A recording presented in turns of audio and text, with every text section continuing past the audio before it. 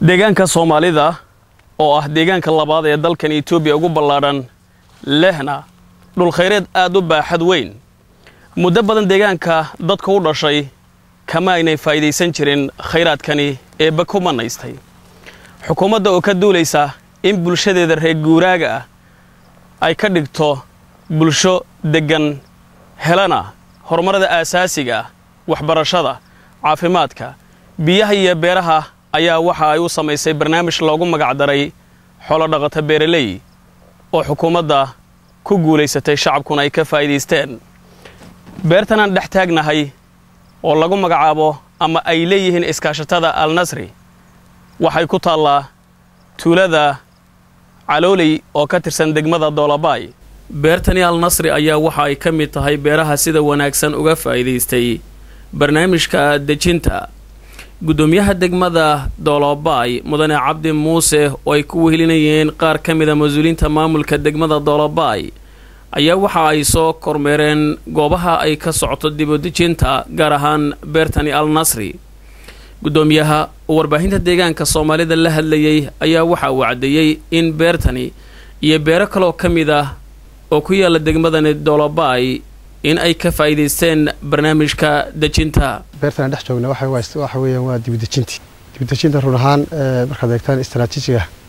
xukuumadda deegaanka Soomaalida qaadatay waxa weeyaan 2003 laga soo bilaabay ilaa hadda ujeedada ugu weyn ee laga lahaana waxay ahayd in saboolnimada laga baxo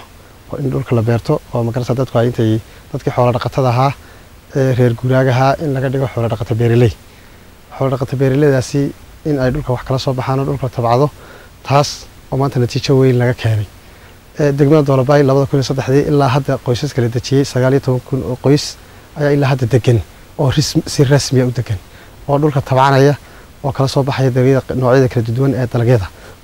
Xaaji Maxamuud Aadan Xuseen oo ah gudoomiyaha iskaashatada Al Nasri ayaa waxa uu sheegay in ay aad uga faa'iideysteen isla markaasina ay aad ugu riyaaqeen